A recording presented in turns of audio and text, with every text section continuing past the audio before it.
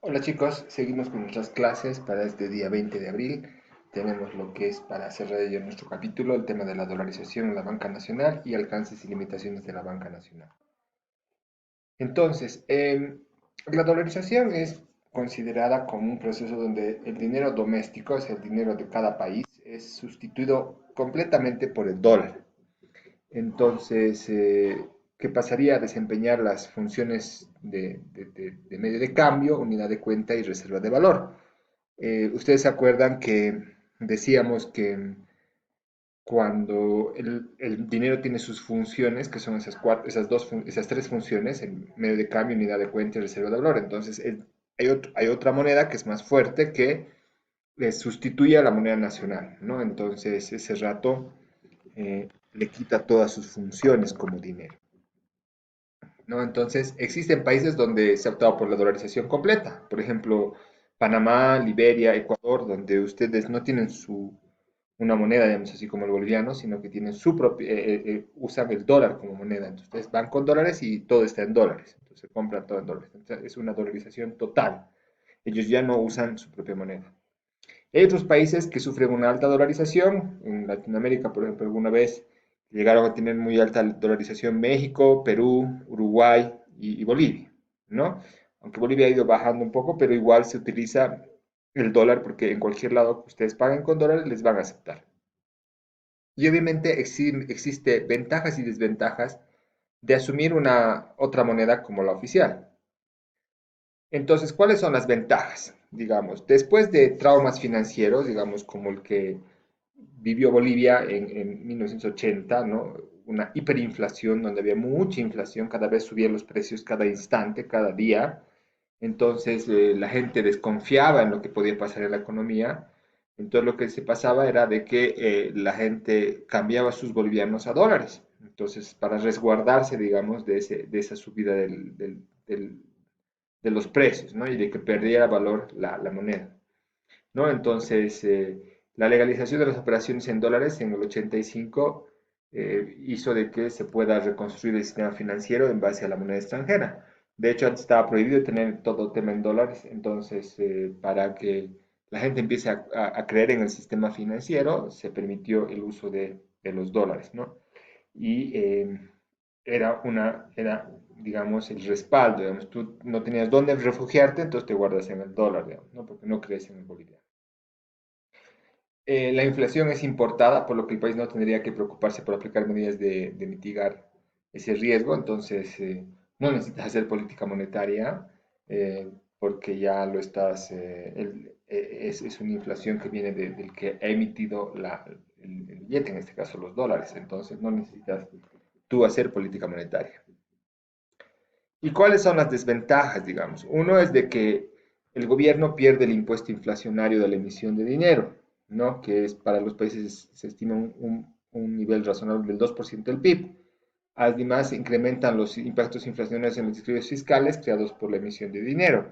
Lo que pasa es que cuando uno emite dinero, por ejemplo, vamos a ver, lo que pasa es que cuando uno emite dinero, cuando yo emito 200 bolivianos, por ejemplo, yo hago ese billete de 200 bolivianos, ese billete me cuesta, digamos, $2, son unos 14 bolivianos.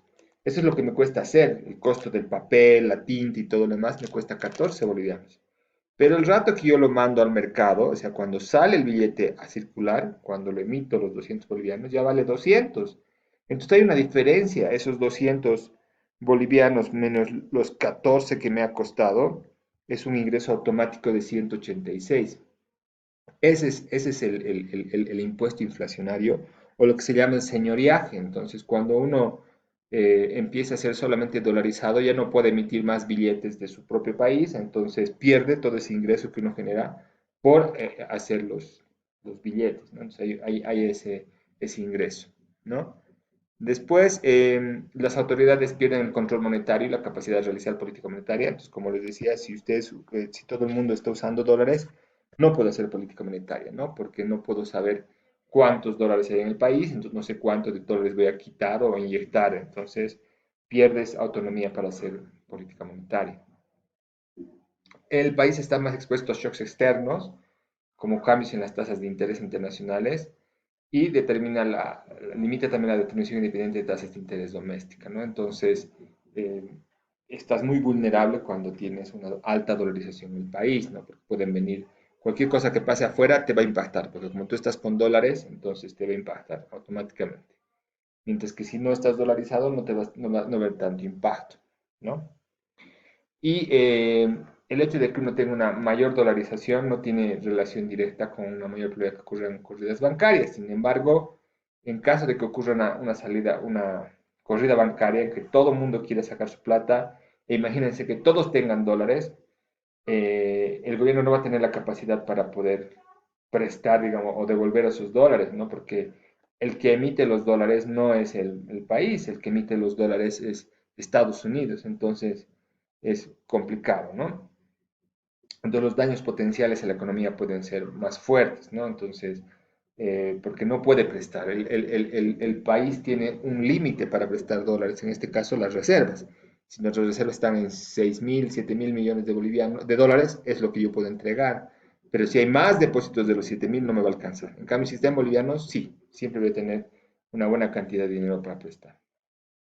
Aquí podemos ver un poco la evolución de la dolarización y cómo se ha ido bolivianizando, si quieren ustedes, la cartera.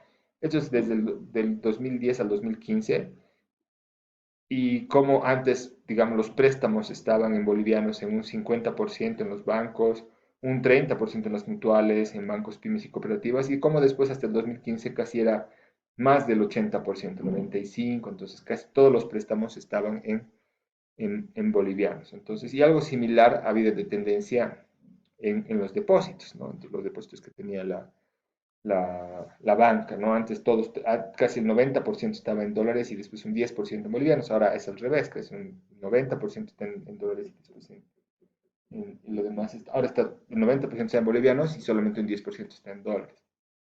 ¿Y qué es lo que ha favorecido esto?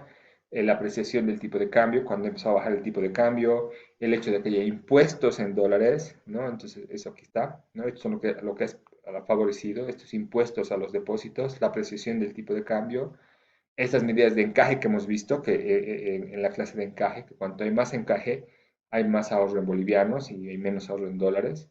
Mayores opciones de inversión en moneda nacional, o sea, hay más instrumentos en moneda nacional, en bolivianos. Las condiciones macro también hicieron que mucha gente se vaya al boliviano y la difusión sobre la fortaleza del boliviano. Entonces, había varios factores, también el spread que había entre el tipo de cambio, porque antes era 6,96, 6,98, digamos, en cambio ahora hay 10 puntos de diferencia, 6,96, 6,86. Entonces, cuando uno quiere pasarse de una moneda a otra, le es más costoso. Entonces, todos esos aspectos hacen que la gente apueste más por el boliviano. Finalmente, ¿cuáles son los alcances y limitaciones de nuestra banca? Digamos que, dado que son pocos bancos, perdón, no existe una competencia, ¿no? Entonces, les he dicho, en otros países son muchos bancos, 50 bancos, 100 bancos. Entonces, es prácticamente un oligopolio, son poquitos bancos. Entonces, ellos pueden definir tantas activas como muy altas, ¿no? Porque entre ellos más o menos pueden definir eso. Eh, pero estaba la ley de bancos que les decía que ya limitaba las tasas de interés, entonces ya se le ha puesto un límite, pero también puede ser contraproducente, hay que analizar ese tema, ¿no? Em, los bancos son los mayores participantes en nuestro mercado de capitales, tienen una mayor cantidad de fondos, entonces pueden influenciar en los mercados, y sus instrumentos, que son los DPFs, los que hablan, estos tienen una característica, no solamente se abren así para las personas, sino también para las instituciones. Y estos instrumentos los puedes negociar en la Bolsa Boliviana de Valores. Entonces, cuando los negocias en la Bolsa Boliviana de Valores, eh, lo vuelves un valor, ¿no? Entonces, de lo que es un instrumento bancario se vuelve un valor, ¿no? Entonces, en siguientes clases vamos a ver cómo funciona el mercado de valores, ¿no? Los bancos pueden realizar inversiones en el exterior para constituir otros bancos, ¿no? No tiene que ser más del 40% de su patrimonio. No pueden conceder o mantener créditos con un solo prestatario que exceda más del 20% de su patrimonio neto de la entidad, o sea, que depende de su patrimonio para ver la cantidad que préstamos que pueden ser a una empresa. Las operaciones contingentes a primer requerimiento por los bancos pueden alcanzar hasta un 30% del patrimonio neto, entonces con temas en bancos extranjeros, ¿ya? Puede conceder créditos hasta un 5% del patrimonio neto a un solo prestatario y tienen que estar debidamente garantizados. En la fórmula del patrimonio neto es igual al capital primario más el capital secundario y la norma dice que tienen que mantener un patrimonio neto equivalente a por lo menos 10% del total de sus activos y contingentes de acuerdo a su ponderación de activos. Esto es lo que es el CAP, ¿no? Ellos tienen que mantener un CAP del 10%. Significa que es el tema de su patrimonio, que tiene que ser 10% de todo lo que está, de sus activos que están prestando. Y aquí están los coeficientes de ponderación de activos contingentes, un 0% efectivo en bóveda, depósitos en el Banco Central y en el Tesoro, créditos de bancos de otros países y garantizados. Después tiene 10% en créditos garantizados con el Tesoro Nacional, 20% en créditos garantizados con otros bancos, si es que se tienen esos créditos, es el porcentaje que tienen que tener guardado, digamos, de plata. 50% cuando son créditos hipotecarios a la vivienda, ¿no? Y 100% con otros activos, ¿no? Entonces, esto es lo que tienen que mantener de patrimonio. Y este capital primario, que es la parte del patrimonio de los bancos, ¿no? Está constituido por el capital pagado, cuánto es lo que los accionistas ponen, sus reservas legales y aportes irrevocables pendientes de capitalización, y algunas otras reservas no distribuibles, que son lo que es su capital primario de los bancos. Y el secundario, que es la otra parte de su patrimonio, está por obligaciones subordinadas con plazo superior a 5 años y solo hasta el 50% del capital primario. Esto es cuando ellos emiten bonos, pero son bonos que se llaman bonos subordinados o algún instrumento subordinado que suma a su capital secundario. Previsiones genéricas, ¿no? Hasta el 2% de su activo, ¿no? Y en ningún caso el secundario tendría que exceder el 100% del capital primario. Entonces, no puede ser más que siempre tiene que ser mayor, ¿no? Los bancos no pueden otorgar créditos a un grupo de prestatarios vinculados a ellos, o sea, no pueden prestar a alguien que está relacionado con los accionistas o con los inversionistas.